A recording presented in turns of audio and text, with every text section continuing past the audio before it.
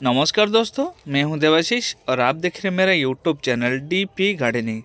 दोस्तों, आज मैं आप लोग को ऑयस्टर मशरूम उगाने का बिल्कुल आसान तरीका बताने वाला हूं। शुरू से लेकर के अंत तक आपको क्या क्या करना है, क्या नहीं करना है, सारे चीज़ मैं आप लोग का साथ शेयर करूंगा, ताकि आप भी घर में छोटे आकार में हो या बड़े आकार में मशरूम उगा करके अगर खाना चाहते हैं तो घर में खा सकते हैं, अगर बेचना चाहते हैं तो भी आप इस तरह से मशरूम उगा करके आप मार्केट में बेच सकते हैं। दोस्तों, आज का ये वीडियो बिल्कुल भी आप स्किप ना करके बिल्कुल अंत तक देखिए, सब कुछ समझ में आ जाएगा। एक एक गुच्छे में देखिए 400-500 से कम 800-900 तक भी मशरूम मिल जाता है।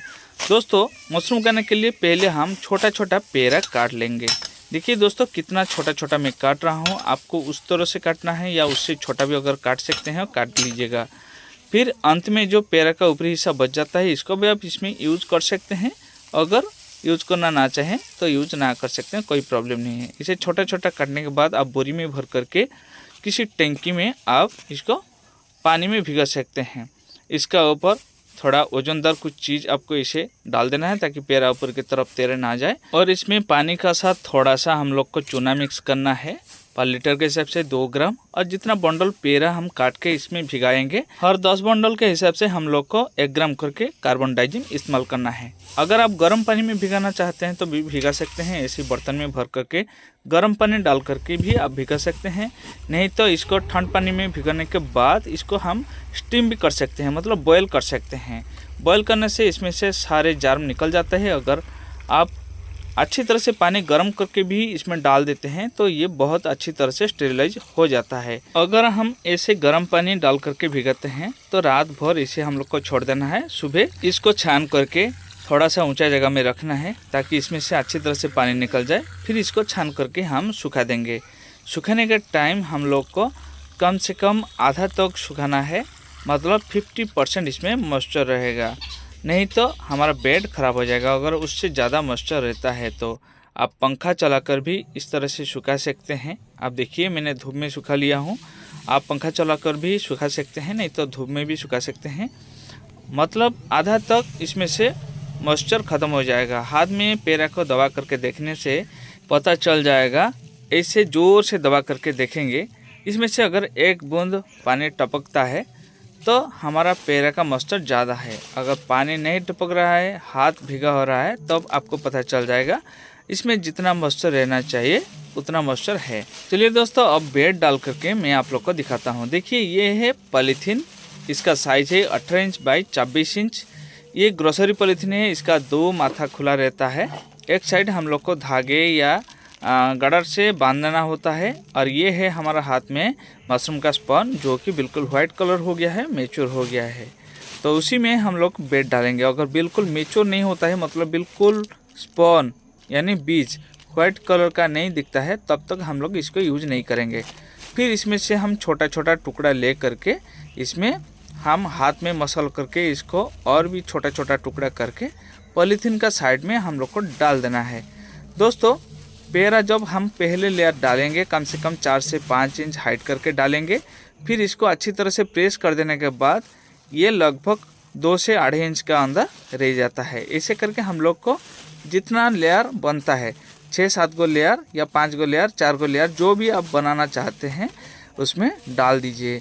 जब हम लोग पैकेट से स्पॉन निकालते हैं, जितना भी लेयर हम करेंगे उसी हिसाब से हम लोग को स्पॉन को डिवाइड करके डालना है। दोस्तों, ये जो स्पॉन देख रहे हैं, ये थोड़ा येलो और ग्रीन कलर दिख रहा है। जहाँ पर ग्रीन या येलो या ब्लैक कलर दिखेगा, वहाँ से हम लोग को स्पॉन को निकाल करके फेंक देना है। अगर ये रहेगा, हमारा बेड खराब हो जाएगा, मतलब बेड में ग्रीन मूल आ जाएगा, जिसका वजह से हमारा बेड खराब हो जाएगा। इसमें फ्रूटिंग अच्छा से नहीं होगा या बेड में बिल्कुल भी फुटिंग नहीं होगा। और जब हम खराब बीज को बाद दे देते हैं, हाथ में तोड़ करके, हाथ को धो करके, फिर से हम लोग को दोबारा इसमें बीज डालना पड़ता है। नहीं तो बीज में जो दूसरा फंगस आ गया था, उसी फंगस का वजह से हमारा बेड खराब हो सकता है।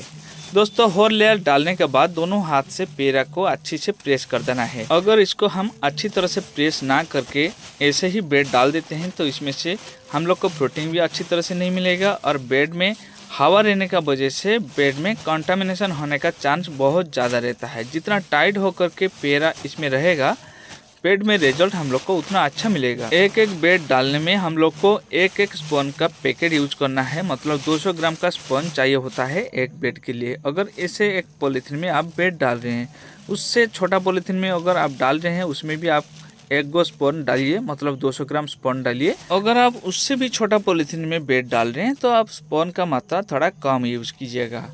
दोस्तों एक बेड में आप जितना भी लेयर डाल सकते हैं, कोई प्रॉब्लम नहीं होगा। जब हमने पेड़ा को धूप में सुखाया था, ऊपरी हिस्सा में जो पेड़ा था बिल्कुल सूख गया था, लेकिन इसका नीचे जो पेड़ा था बिल्कुल गीला था। अगर ऐसे हम लोग मिक्स करके पेड़ा डाल देते हैं इसका अंदर, तो सारे पेड़ा का मॉइस्चर एक जैसा हो जाता है।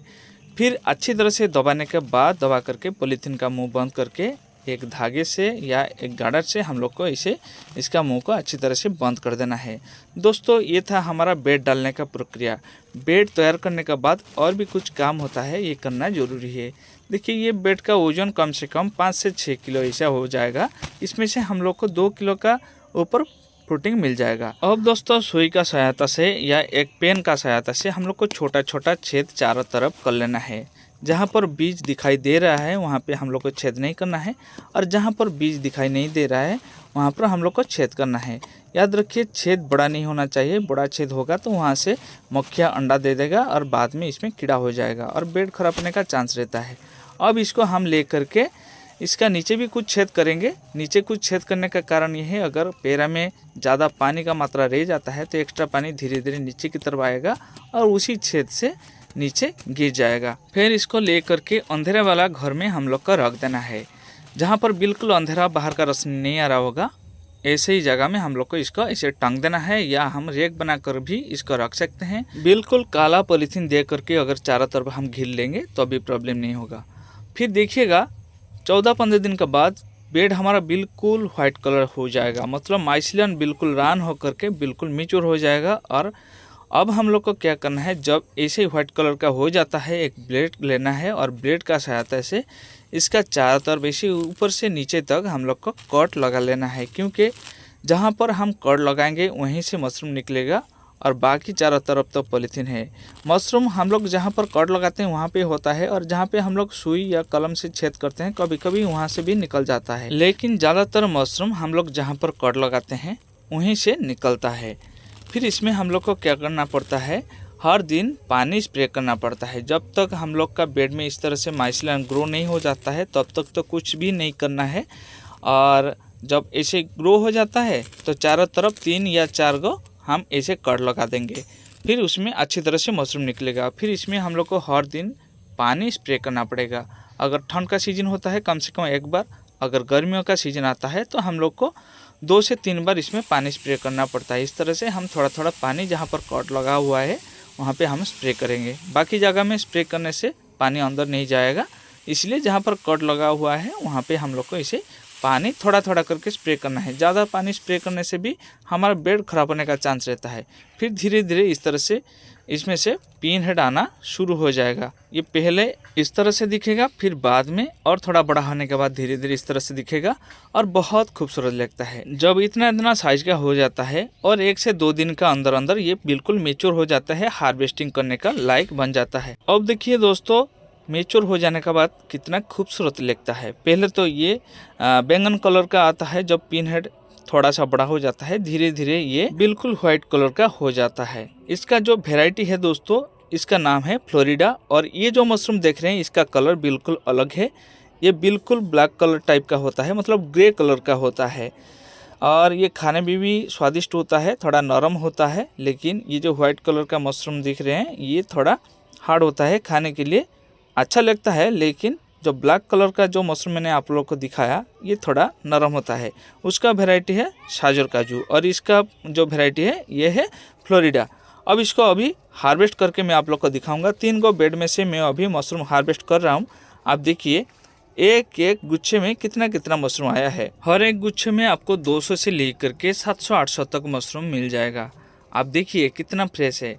ये और बड़ा नहीं होगा, लेकिन इसको अगर हम रख देंगे इस तरह से बेड में और बड़ा करने के लिए ये हार्ड हो जाएगा। और इसका चारों तरफ जो मशरूम का बाउंड्री है ना, इसका चारों तरफ थोड़ा येलो या रेड कलर का स्पॉट आ जाएगा, जिसका वजह से दिखने में भी ख़राब लगेगा और मार्केट में इसको बेचने के लिए जाएंगे तो ये बेचेगा नहीं। ये जो एक गुच्छा देखिए, ये कम से कम 400 का आसपास मशरूम इसमें से हमको मिल जाएगा। दोस्तों यहाँ पर एक बात आप लोग को बता देता हूँ, आप लोग का मन में सवाल आ रहा होगा हम लोग को स्पून कहाँ से मिलेगा। पहली बात, अगर आप घर में खाने के लिए थोड़ा सा मशरूम उगाना चाहते हैं तो मेरा ये वीडियो देखने का समय आप स्क्रीन पर टच कीजिएगा। जैसे कि हम लोग 10 सेकंड या 20 सेकंड आगे या पीछे करते हैं, इस तरह से अगर क्लिक कीजिएगा तो उसी स्क्रीन पर आपको कुछ मशरूम का बीज का लिंक मिल जाएगा। फ्लिपकार्ट या अमेजोन या मीशो से आप वहाँ से बीज परचेस कर सकते हैं अगर थोड़ा बहुत आपको बीज का ज़रूरत है। अगर आप ज़्यादा मशरूम उगाना चाहते हैं तो आप एक काम कीजिएगा, आपका आसपास में जो लोग मशरूम का फार्मिंग करते हैं या जो लोग मशरूम बेचते हैं उन लोग का साथ संपर्क करके बीज का पता लगा सकते हैं। नहीं तो आप ब्लॉक कृषि अधिकारी से संपर्क करके भी आप वहां से बीज का पता लगा सकते हैं, जहां से आप बीज ला करके आप घर में बड़ा सा फार्मिंग कर सकते हैं। ये जो बेड में देखिए, ये एक गुच्छा कम से कम 800 से 900 ग्राम का आसपास मशरूम इसमें से हम लोग को मिल जाएगा। ये और थोड़ा बड़ा होता, लेकिन अभी मैं आप लोग को दिखाने के लिए मशरूम हार्वेस्ट कर लेता हूँ। लेकिन इसमें से जो मशरूम मैं अभी हार्वेस्ट कर रहा हूँ, ये मशरूम हार्वेस्ट करने का टाइम आज नहीं, अगली काल इसको हम लोग हार्वेस्ट कर लेते हैं तो ये काफ़ी बड़ा हो जाता है। इसमें थोड़ा पानी स्प्रे करके इसको अगर छोड़ देते हैं आज, तो कल को ये काफ़ी बड़ा साइज का हो जाता है। दोस्तों एक बेड से कम हम लोग को 2 किलो से ज़्यादा मशरूम मिल जाता है। पहली बार हार्वेस्ट करने का टाइम देखिए, मैंने तो लगभग 1 किलो का ऊपर मशरूम एक बेड से हार्वेस्ट कर रहा हूँ। एक साइड नहीं, इसका चारों तरफ मशरूम हम लोग को मिल जाता है, बिल्कुल चारों तरफ। अभी देखिए मैंने कितना मशरूम हार्वेस्ट करने के बाद और भी मशरूम इसमें है, मतलब एक बेड से लगभग पहली बार 1.5 किलो का आसपास मशरूम इसमें से मिल जाता है। इसमें हम लोग को ज़्यादा कुछ करना नहीं होता है। मशरूम हार्वेस्ट करके फिर से इसमें पानी स्प्रे करेंगे तो हम लोग को 3 से 4 महीना तक लगातार इसमें से मशरूम मिल जाता है। कम से कम 2 महीना से ऊपर हम लोग को मशरूम इसमें से हार्वेस्ट करने को मिलेगा और 2 महीना का अंदर हम लोग 5 से 6 बार इसमें से मशरूम हार्वेस्ट करेंगे। जब दोस्तों हम इसमें से 3-4 बार मशरूम हार्वेस्ट कर लेंगे, जहाँ पर कट नहीं लगा हुआ है वहाँ पे कट लगाना है। अगर पॉलीथीन आप खोलना चाहते हैं तो बिल्कुल पॉलीथीन खोल भी सकते हैं 2 से 3 बार हार्वेस्ट करने के बाद। और इसमें अच्छी तरह से पानी अगर हम स्प्रे करेंगे तो हम लोग को कंटिन्यू इसमें से अच्छी तरह से मशरूम मिल जाएगा। एक बेड से हम लोग 3 किलो का ऊपर भी हार्वेस्ट कर सकते हैं। देखिए दोस्तों, 3 को बेड में से मैंने मशरूम हार्वेस्ट किया हूँ, कितना मशरूम मिला है। मशरूम हार्वेस्ट करने के बाद कभी भी ये नहीं सोचना चाहिए कि एक बार मैंने हार्वेस्ट कर लिया हूँ इसका बाद मशरूम नहीं होगा। कंटिन्यू आपको पानी स्प्रे करना है। फिर से आप देखिएगा 7 से 8 दिन का अंदर इसमें से और भी थोड़ा मशरूम आपको मिल जाएगा। इस तरह से हम 2 से 3 महीना या 4 महीना तक मशरूम एक बेड से पा सकते हैं। उम्मीद करती हूँ दोस्तों मेरा ये वीडियो आप लोग को जरूर पसंद आई होगी। अगर आपको ये वीडियो पसंद आया है प्लीज़ लाइक शेयर सब्सक्राइब जरूर कर लीजिएगा। वीडियो कैसा लगा कमेंट करके आपका राय आप जरूर बताइएगा।